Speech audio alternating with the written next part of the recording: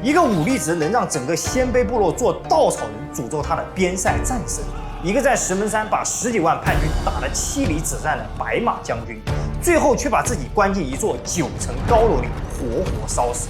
Hello， 大家好，我是 Carlo， 今天我们来聊公孙瓒。提起公孙瓒，很多人知道他是刘备的同窗好友，赵云昔日的主公，但很少有人知道他其实是三国时代的白马将军，并不是《三国演义》里那个给刘备当背景板的配角。今天我们就来聊聊公孙瓒真实的、复杂的且让人唏嘘的一生。公孙瓒字伯圭，出生在辽西郡宁知县，大概是今天的河北省仙安市一带。他的家族世代2000代，这是什么概念？就是家里世世代代都有做到省部级的高官，算是幽州地界的老贵族了。按照当时士农工商的社会阶层来划分，他属于士族。这种人生的剧本，理论上应该和我们之前讲过的曹操、袁绍等人一样，在州郡混一个像样的官职是没有任何问题的。但问题是，子以母见。公孙瓒的母亲地位很低，这直接决定了他在家族中的位置。所以成年以后的公孙瓒出道只能在辽西郡当一个门下的书佐，说白了就是地级政府的秘书。我们在袁绍那一期视频有讲过，袁绍也是类似的情况，都是名门之后，但都因为母亲的身份卑微而受到歧视。不过有意思的是，公孙瓒自己认为他比袁绍高贵，在后来讨伐袁绍的时候，在檄文里专门列了一条攻击袁绍的出身，说袁绍母亲为富婢，地时微贱，富婢等同于奴隶。所以有很多历史学者推断，公孙瓒的母亲应该是正妻以下的妾室，比袁绍的母亲地位稍微高那么一点点。不过公孙瓒这个人骨子里并不认明他的出身，他在门下书佐这个位置干得非常出色。首先，这个人长得帅，嗓门大，工作能力极强，经常把一大堆杂事攒在一起向领导汇报，说的逻辑清楚，条理清晰。辽西侯太守对他的评价叫奇，这个奇字我理解在古汉语的语境中应该是评价极高的，可以说是公孙瓒的水平高出同僚一大截，让领导感到了惊艳。这太守一看公孙瓒出身名门，骨骼清奇，能力又强，便把他的女儿许配给了他，并且出公费送公孙瓒去洛阳留学，跟当时的大儒学习。也正是在这个时候，他拜了卢植为师，并且还遇到了一个同学刘备。这两个人在当时，一个是贵族庶子，一个是织席贩女的落魄宗室，算得上是同命相连。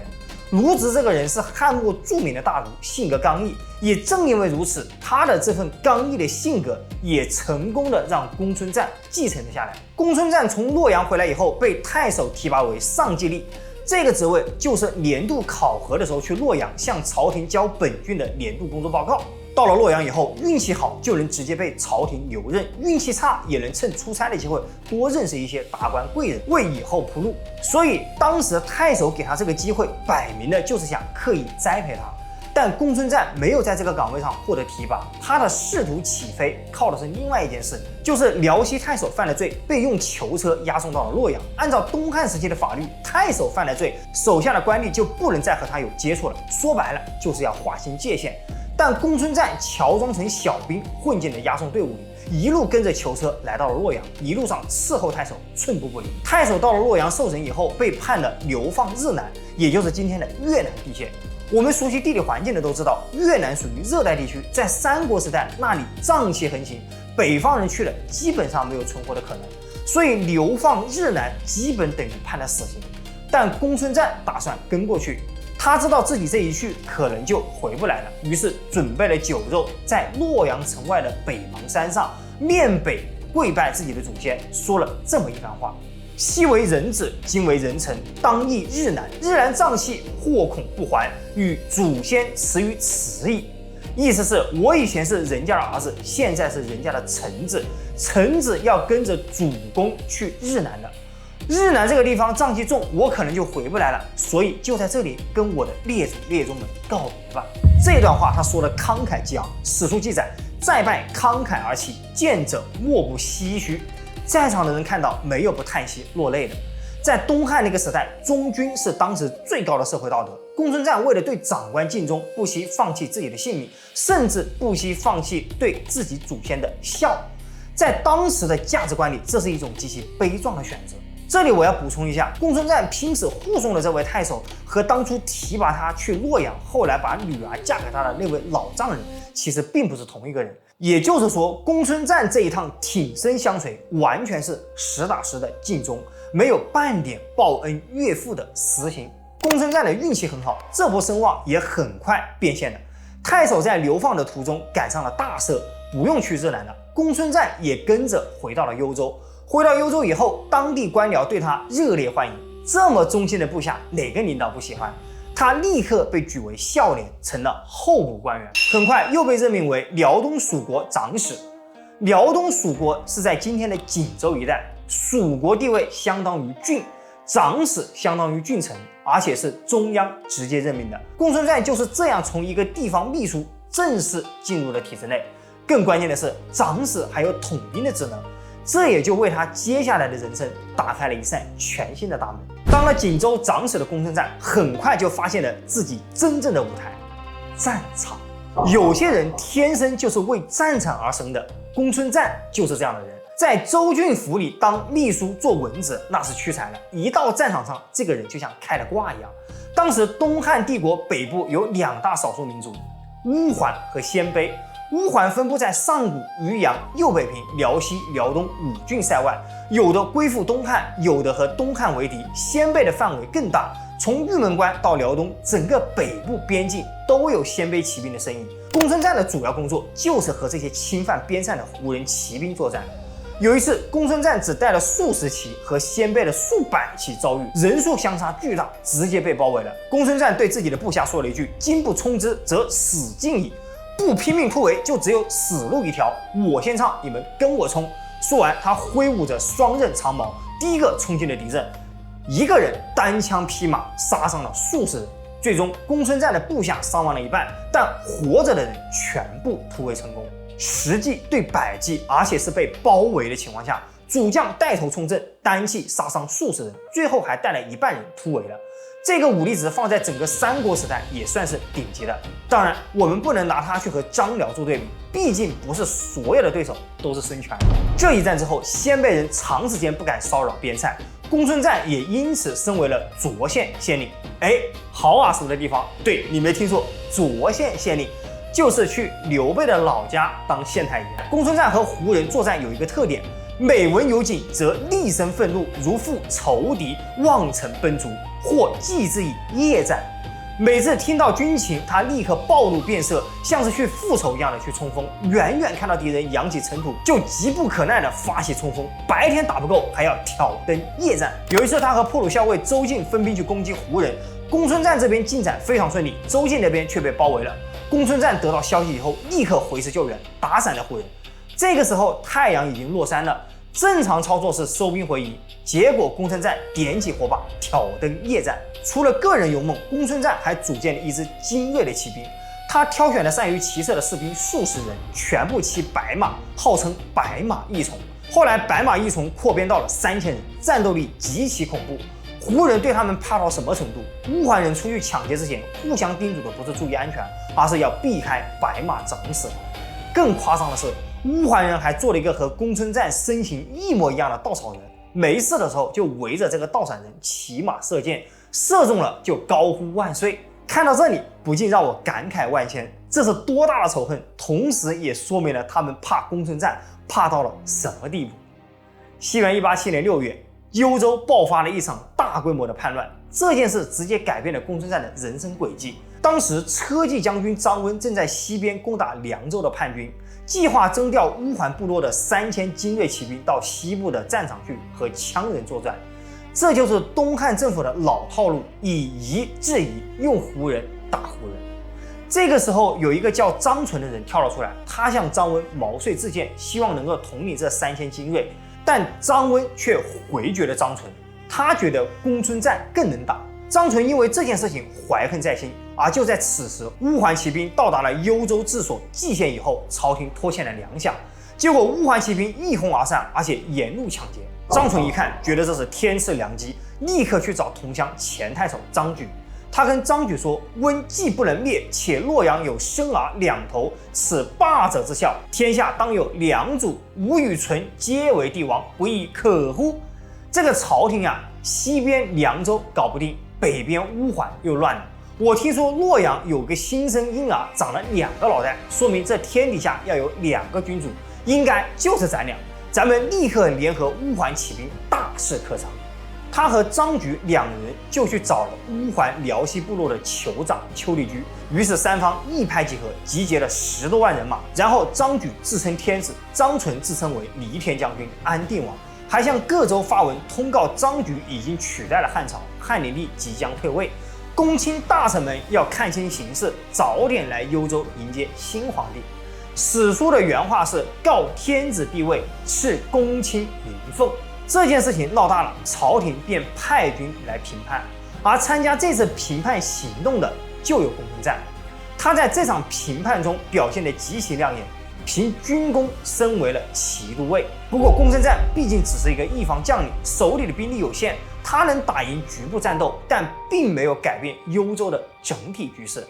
叛军的声势越来越大，张举和张纯还联合了乌桓辽东部落的酋长苏不言，他们带着步骑5万人，一度越过了幽州，攻入了青州和冀州的腹地，大肆屠杀劫掠。西元188年11月，张举、张纯和丘利居这3个人又率军侵入了河间、渤海、平原等地，再次深入了东汉的腹地。不过就在他们重兵劫掠准备撤退的时候，被公孙瓒给追上了。双方在辽东蜀国的石门山开战，公孙瓒大破叛军，敌人丢下了妻子儿女逃跑，之前被掳走的汉人也全部被公孙瓒给救了下来。这场评判到这一步，公孙瓒的表现都堪称完美，但问题就出在了下一步，他乘胜追击了。追击的结果就是反胜为败，丘利居率军将公孙瓒围困在了辽西管子城，而且一困就是200多天。200多天是个什么概念？大半年的时间，外面没有救兵，里面没有粮草，粮食吃光了就杀战马，战马吃光了就煮公路上面的皮革来吃，最后实在是守不住了，只能分散突围。突围那天天降大雪，大部分的士兵不是战死就是冻死饿死，10城里只有2-3城活了下来。所以石门山之战其实也暴露了公孙瓒军事能力中一个非常严重的短板。尽管他擅长冲锋，但缺少大局观，打赢了就一头扎进去追，完全不考虑后勤补给和敌人的战略纵深。这种打法对付小股势力的敌人没有问题，但对付丘利居这样有根据地、有战略意识的对手，就很容易被人拖入陷阱。这也是我们之前讲袁绍的时候，他为什么败给袁绍的原因。当然，我们今天会更详细的聊这一段。这一战虽然先胜后败，但公孙瓒这段时间的总体战绩还是不错的。而且乌桓有一个部落酋长主动率部投降了公孙瓒，这也给他加了不少分。朝廷封他为降虏校尉，封都亭侯，兼任辽东蜀国长史。但就在公孙瓒踌躇满志，准备靠军功走上人生巅峰的时候，朝廷的评判策略变了，从剿灭变成了安抚。朝廷派来了一个人叫刘虞，刘虞也是汉室宗亲，曾经当过幽州刺史。他为政宽厚，爱护百姓，对胡人的政策也是以怀柔安抚为主。他在幽州的汉人和胡人中都有着极高的威望，所以在当时就有大臣提议让刘虞回去当幽州牧，凭他的威望，不用打仗就能平定叛乱，朝廷还能省下一大笔军费。于是，在西元189年，刘虞正式到任。到了蓟县以后，他遣散了幽州军队的大部分军队，只留了公孙瓒1万兵屯守右北平，然后开始务广恩信，开许善路。他派使者去乌桓各个部落，带着金银说好话，该领赏钱领赏钱，该做贸易做贸易。原文是：遣使告萧王等以朝恩宽宏，开许善路。丘利居、苏不言等人原来就和刘虞有交情，一看老领导回来了，于是就此罢手。靠面子化解了乌桓叛军以后，刘虞对张举和张群2人发出了通缉令。这2个人知道乌桓待不下去了，便逃到了鲜卑。张纯当年3月就被自己的门客王振杀了，王振用他的人头换了一个列侯。张举下落不明，从此在史书上就消失了。汉灵帝一听，不花钱就把叛乱给平了，大喜，于是封刘虞为太尉，进爵荣丘侯。公孙瓒对刘虞的安抚策略其实是非常不满的。刘虞的安抚政策如果长时间推行下去，就没有仗可以打了，没有仗打就没有军功。公孙瓒担心的是他上升的通道被堵死了。史书上写得很直白：瓒至扫灭乌桓，而虞欲以恩信招降，由是与虞相侮。不过反对归反对，刘虞是领导，公孙瓒是下属，面对对抗他没有资本，所以他就只能在背后搞一些骚操作。刘虞派人给胡人部落送钱，他就在路上拦截；胡人派使者来见刘虞，他就沿路暗杀。总之，想方设法给刘虞下绊子，使阴招，破坏刘虞和胡人之间的关系。另外，公孙瓒治军也非常的混乱，手下的士兵经常去重金劫掠，所以这让仁政爱民的刘虞更加不满。两个人的矛盾也越来越深，逐渐到了不可调和的地步。西元191年7月，袁绍盯上了冀州，立刻给公孙瓒写信，并且约定剿灭韩馥以后平分冀州。冀州到手以后，公孙瓒兴冲冲地派人去找袁绍分赃，结果袁绍笑呵呵地翻脸不认，公孙瓒立刻就炸了。紧接着又发生了一件事情，让公孙瓒和袁绍彻底决裂。当时的汉献帝想东归，偷偷的派刘虞的儿子刘和从长安回幽州，希望要刘虞带兵来接。但刘和在半路上就被袁术给截下了，而且袁术写信给刘虞，希望让刘虞再派一些兵一起去接皇帝。明眼人都看得出来，袁术这是软禁了刘和，想赚刘虞的兵马。于是公孙瓒跑去阻拦，但刘虞不听。毕竟自己的儿子在人家的手上当人质，即便损失些人马，也要救回自己的儿子。公孙瓒眼看拦不住，心里就开始盘算，与其让刘虞讨好袁术，不如自己也买一个人情。于是他让堂弟公孙越带着1000精锐骑兵去投奔袁术，而且把南阳太守的印绶也送了过去。一来讨好袁术，二来也让公孙越私下挑拨，让袁术吞了刘虞的那几千兵。结果人算不如天算，此时袁绍和袁术已经交恶，依附袁术的孙坚正在讨伐前线的董卓。袁绍趁孙坚后方空虚，便派军偷袭了孙坚的大本营。孙坚在回兵反击的时候，跟着一起参战的公孙越被袁绍的手下周王给射死了。消息传到了幽州，公孙瓒当场暴怒，只说了一句话：“余弟死，祸起于绍。我弟弟的血，这笔账我要算在袁绍的头上。”于是公孙瓒起兵讨袁，就开始了我们在袁绍那一期讲到的界桥之战。这场仗开局，公孙瓒十分顺利。史书记载，冀州诸郡皆叛。袁绍刚拿下冀州，立足未稳，很多人不服他。公孙瓒大军一到，一大堆郡县纷纷倒戈。这一段时间，公孙瓒收了不少人心，最有名的一位就是后来名震天下的赵云，赵子龙。我们在赵云那一期有讲过，赵云刚来投奔公孙瓒的时候，两个人有一段著名的对话。公孙瓒问：“我听说冀州人都愿意跟着袁绍，你怎么迷途知返，跑来投奔我了呢？”赵云说：“天下汹汹，未知孰是，民有倒悬之恶。比州论议，从仁政所在，不谓乎袁公司名将军也。”赵云的意思很明确，哪里有仁政我就去哪里。袁绍那里不是仁政，所以我来你这里。可以理解为这就是赵云给公孙瓒的试用合同。当然，后来的事情我们大家都知道了，赵云最后跟了刘备。所以很多人说刘备伪善，我是不认同的。以赵云的眼光来说，他错不了。而且如果说一个人能够一辈子伪善，那说明这个人是真的仁义。从这里我们可以看出，公孙瓒就是一个汉末军阀，乱世枭雄。回到界桥战场，公孙瓒一路打到了巨鹿郡的广中。这一战兵力加起来10万人左右，也就是东汉末年各路诸侯之间的第一次大规模内战。公孙瓒的阵型是步兵3万在中间，骑兵1万，分列2翼。袁绍的阵型是大将曲义率领800步兵为先锋，携带大盾，阵中埋伏1000张强弩。袁绍本人率军数万作为后援。战斗开始以后，公孙瓒看曲义兵少，直接下令2翼的骑兵发起冲锋。曲义的800步兵伏在盾牌下一动不动。等公孙瓒的骑兵冲到了只有几十步的距离，突然长矛齐出。就在公孙瓒骑兵被长矛阻挡的那一瞬间，曲义阵中埋伏的1000张强弩，几十步的距离集火射击。公孙瓒的骑兵大败，一下子死了1000多人。刚被任命为冀州刺史的严纲就在这场战役中战死。骑兵的失败导致了后面步兵的士气的崩溃，战场出现了连锁败退。公孙瓒全军大败，退到了界桥后，整兵再战，结果又被瞿乙打败，连中军大营门前的衙门旗都被瞿乙卷走了。界桥之战以后，公孙瓒的白马义从被打得元气大伤，这一仗也是公孙瓒命运的转折点。虽然后来在拒马水之战里，公孙瓒打出了一波反击，但整体的战局态势已经变了。曾经全图主动开团的公孙瓒，开始从主动进攻变成了被动防御。到了西元193年的正月，东汉朝廷派太仆赵岐来关中调解，公孙瓒顺坡下驴，给袁绍写信讲和。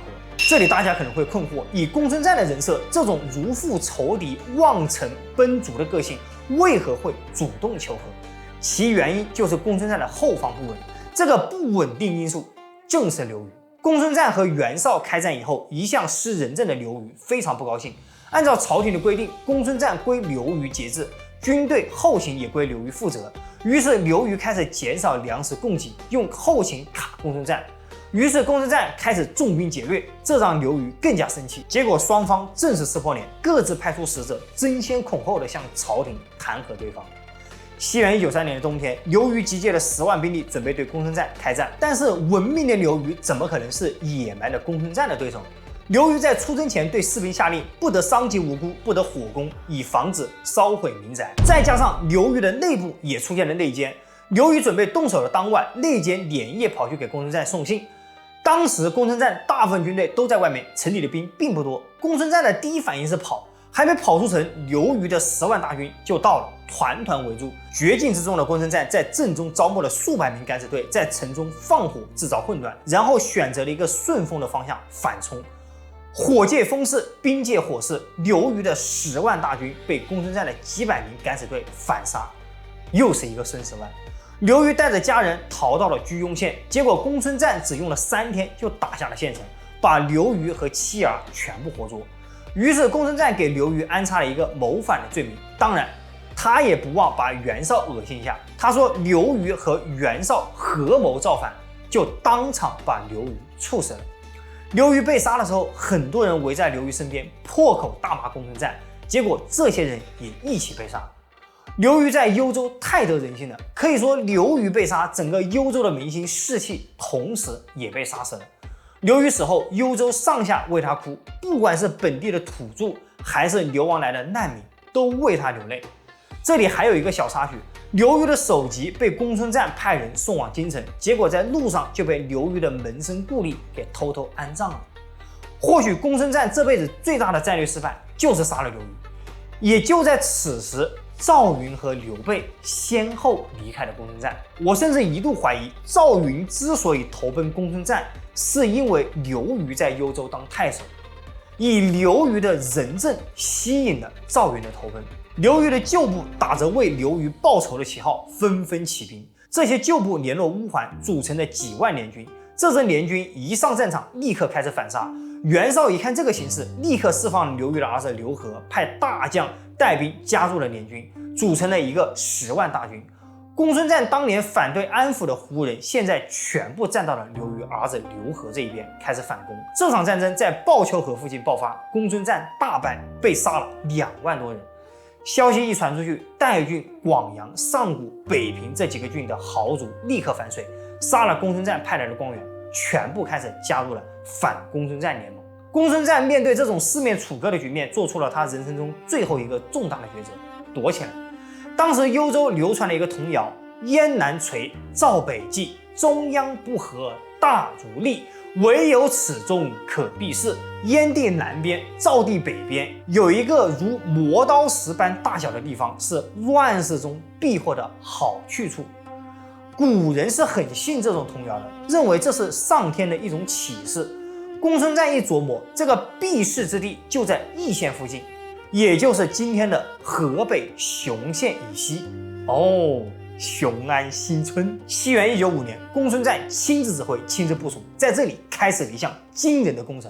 他先挖了10道堑壕，每道堑壕中间的空地上筑起了近1000人座的人造高台，每座高台12米到14米高，相当于今天的4、5层楼。在高台上再修筑楼阁，让将士居住。正中央那座40多米高，相当于8层楼。这就是公孙瓒的居所。我真的不知道这么高的工程如何是在短期内竣工的。这座中央高台楼外安装了铁门，7岁以上的男子一律不许入内。古文中把高台叫做京，所以公孙瓒把这套建筑叫易京。昔为天下事，可指毛而定。今日视之，非我所决，不如修兵。兵法百楼不攻，今吾楼鲁千重。时尽此古，足知天下之事矣。曾经我觉得可以挥毛定天下，现在我明白这局游戏什么时候结束，根本不是我说了算。既然野战拼不过，那就改拼粮草。兵法里说，上百层的塔楼不可攻破。我现在就囤上300万斛粮食，等我把这300万斛粮食吃完，这东汉乱世估计也就结束了。看得出来，这个乱世军阀是真的怕了。真的怂了。西元198年，袁绍带领大军围攻易京。袁绍写了一封劝降信，但语气居高临下，跟讨贼檄文差不多。公孙瓒对长史关进说了一句话：“没有谁能够在城下跟我耗几年的。袁本初，其若我何？”于是袁绍继续加兵攻打。这期间，公孙瓒一个部下的军营被围困，请求救援。结果公孙瓒不救，他的理由很简单，是救了这一个，其他人以后一旦遇到了攻击，就会依赖救援，不肯死战。结果袁绍再进攻的时候，公孙瓒的各个军营要么投降，要么逃跑，因为大家心里都清楚，反正都将不会来救。公孙瓒的军心和人心就这样彻底散了。袁绍很顺利地打到了易京的核心地带，到这一步，公孙瓒终于坐不住了。他派儿子公孙旭向黑山军张燕求援，自己带着骑兵从易京出击，利用骑兵绕到冀州拦截袁绍的粮草。不过这个计划被手下的长史关进劝阻，他认为公孙瓒一走，易京就保不住了。于是公孙瓒犹豫了一下，放弃了出城奔袭的计划。1999年春，黑山军张燕和公孙旭率10万大军分3路来救公孙瓒。公孙瓒写了一封密信给儿子，约定埋伏骑兵在易京的北边，看好时机点火为号，里外夹击袁绍。不过这封密信被袁绍给截获了。结果袁绍在城北布下伏兵，然后按时点燃了火光。公孙瓒一看火光，立刻带兵出城，一头撞进了袁绍的伏击圈，大败回到城中。与此同时，袁绍派兵向公孙瓒的高台挖地道，挖空地基，然后放火烧掉木柱。袁绍这一招一步步的推倒了公孙瓒的外围高台，离公孙瓒的中央高台也越来越近了。此时的公孙瓒知道，这或许就是人生的终点了。于是他做了一件极其毁三观的事情，他把自己的妻妾、子女、兄妹全部勒死，然后放火自焚。从涿县的白马少年，到辽东的战神长史，再到总督四州的军事将军，公孙瓒选择用这种方式给自己和家人做了最后一次告别。他的长史关进叹息了一句：“吾闻君子陷人于危，必同其难，岂可独生乎？”君子使人陷入危难，一定要和他共同分担。将军已死，我岂能苟活？于是策马冲进了袁绍的军中，战死。在君臣之义上，关进此举确实超越了那个时代太多的人。公孙瓒这个人，你要说他坏，他不是那种为了权力什么都做得出来的坏。他对第一任老上司刘太守是真的愿意陪着去死，他对战场上的部下是真的冲在最前面，他对弟弟公孙越是真的可以为这个仇打8年。所以这个人的身上是有义的。但如果你要说他好，他杀刘虞的时候毫不留情，在易京拒绝救援属下的时候说出来的理由让人觉得可笑。他把自己的老婆、儿子、姐妹全部勒死在自焚的那一刻，真的让人脊背发凉。我们会发现，早期在辽西郡做上计吏的公孙瓒和后期做校尉都亭侯的公孙瓒完全判若两人。所以这个人在史书中，他不是单纯的脸谱形象，我们没有办法给他贴上英雄、奸雄或枭雄这类的标签。作为后人，我们可以指着公孙瓒说他这里做错了，那里做错了。但如果你真的是他，站在那一个又一个的当下，你真的能做出比他更好的选择吗？看来人这一辈子最怕的不是走错路，而是每一步都走得对，但回头一看却已经不认识自己了。最后，我想问大家一个问题：你们觉得公孙瓒这一辈子到底是一个失败者，还是一个生错时代的英雄？把你们的想法留在评论区。我是卡洛，记得点赞关注，有条件的话点击下方超级感谢按钮，或者点击下方的热推给咱们频道加把火。我们下期再见。